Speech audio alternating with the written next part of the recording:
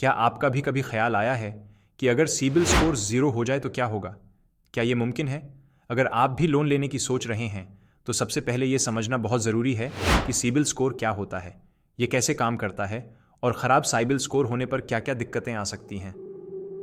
अक्सर लोग CIBIL score को हल्के में ले लेते हैं, लेकिन जब लोन लेने की बात आती है तो यही स्कोर सबसे अहम रोल निभाता है।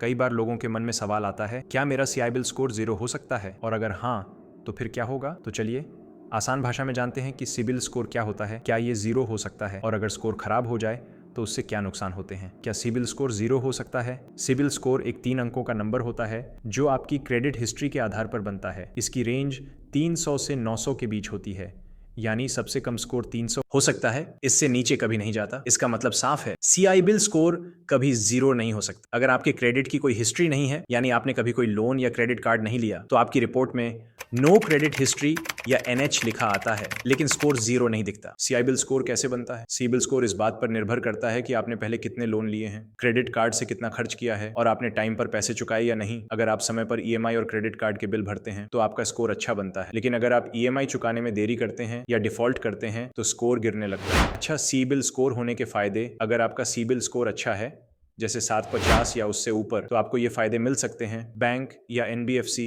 आपको जल्दी और आसानी से लोन दे देते हैं। आपको कम ब्याज दर पर लोन मिल सकता है। कई बार आपको प्री अप्रूव्ड लोन ऑफर भी मिल जाते हैं। कुछ ऐप्स और बैंक तो आपको इंस्टेंट लोन भी दे सकते हैं, मतलब चंद मिनटों में पैसे आपके अकाउंट। अगर सिबिल स्कोर खराब हो जाए तो नुकसान क्या है? अगर आपका सिबिल स्कोर अच्छा नहीं है तो इसका असर आपके फाइनेंशियल प्लान्स पर जरूर पड़ेगा। चलिए जानते हैं खराब स्कोर के 5 बड़े नुकसान। लोन मिलने में दिक्कत: खराब स्कोर देखकर बैंक या NBFC सोचते हैं कि आपने पहले कहीं पेमेंट नहीं किया या देरी की है। इस वजह से वो आपको लोन देने से कतराते हैं। 2, ज्यादा ब्याज देना पड़ सकता है। अगर बैंक आपको लोन देने को तैयार भी हो गया तो वो रिस्क को कवर करने के लिए आपसे ज्यादा ब्याज लेगा। इसका मतलब आपको उसी लोन के लिए ज्यादा पैसा चुकाना पड़े। 3, बीमा का प्रीमियम भी ज्यादा हो सकता है। कुछ इंश्योरेंस कंपनियां खराब क्रेडिट स्कोर वालों से ज्यादा प्रीमियम मांग सकती हैं, क्योंकि उन्हें लगता है कि आप क्लेम ज्यादा कर सकते हैं, जिससे उनका रिस्क बढ़ता है। 4, घर और गाड़ी के लोन में दिक्कत: सिर्फ पर्सनल लोन ही नहीं बल्कि होम लोन या कार लोन भी लेने में दिक्कत आ सकती है। ब्याज दर भी ज्यादा हो सकती है। बिजनेस के लिए अगर आप प्रॉपर्टी लीज पर लेना चाहें